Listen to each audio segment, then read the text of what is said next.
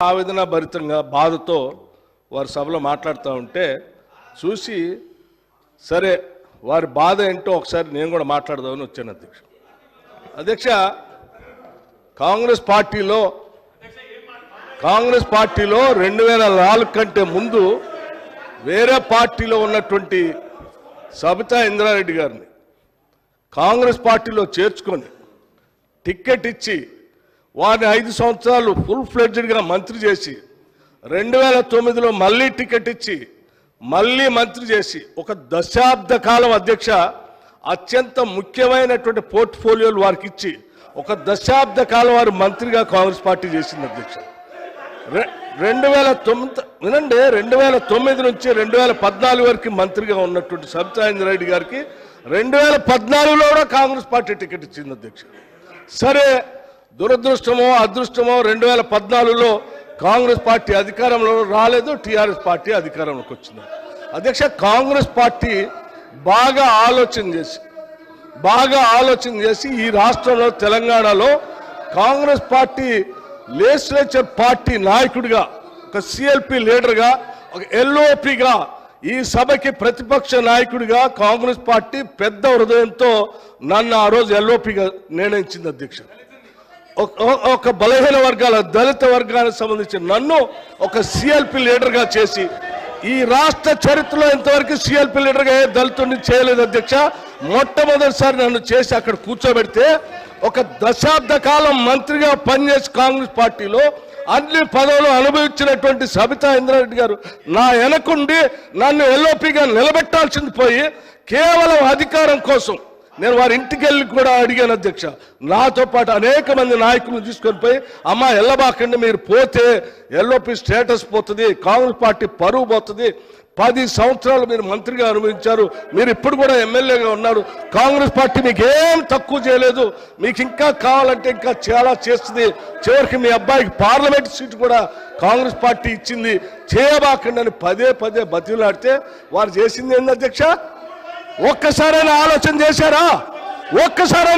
చేశారా మీరు ఏం ఆలోచన చేశారు అధ్యక్ష నీ అధికారం కోసం మీ స్వార్థం కోసం కాంగ్రెస్ పార్టీ నిర్ణయం కాదని ఈ రాష్ట్ర చరిత్రలో ఎవరిని చేయలేకుండా నన్ను సిఎల్పి లీడర్గా చేస్తే అది లేకుండా చేయటం కోసం వదిలిపెట్టిపోయి టీఆర్ఎస్ పార్టీలో చేరినటువంటి వారు ఇవాళ బాధపడుతూ మాట్లాడుతున్న ఆవేదన చెందుతున్నా అంటే ఆవేదన చెందాల్సింది ఎవరు అధ్యక్ష నేనా కాంగ్రెస్ పార్టీ లేకపోతే ఈ రాష్ట్రంలో ఉన్నటువంటి ప్రజాస్వామ్యవాదుల ఎవరు అధ్యక్ష బాధపడాల్సింది వారా ఇంకా ఏం ముఖం పెట్టుకొని ఈ సభానాయకుడిని రేవంత్ రెడ్డి గారిని ముఖ్యమంత్రి గారిని పట్టుకొని ఇంకా మాట్లాడుతున్నారు దేనికి మాట్లాడుతున్నారు అధ్యక్ష ఏం చేశారని ఏం గొప్పలు సాధించారని ఏం చేశారని పార్టీలు మారి పరువు తీసి మొత్తం ప్రజాస్వామ్యాన్ని కూలి చేసింది కాకుండా ఇంకా మాట్లాడుతూ ఉన్నారు ఆవేదన చెందుతున్నారు బాధపడుతున్నారు అంటే బాధపడాల్సింది ఎవరు అధ్యక్ష ఇది కాదు బాధపడాల్సింది మీరు ఏం మాట్లాడుతూ ఉన్నారు ఇంకా ఏం కూర్చోండి దయచేసి కూర్చోండి అధ్యక్ష ఏం మాట్లాడుతున్నారు ఇంకా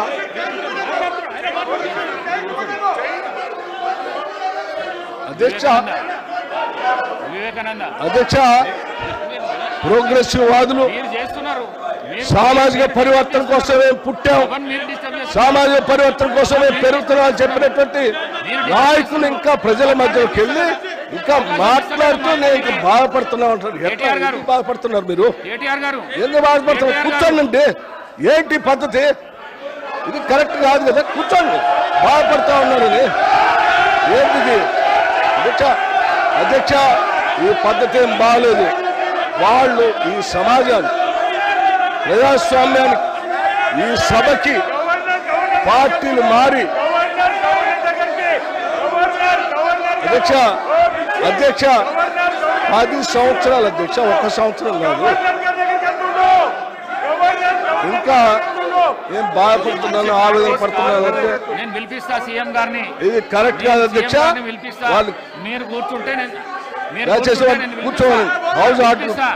నేను పిలిపిస్తా సీఎం గారిని అధ్యక్ష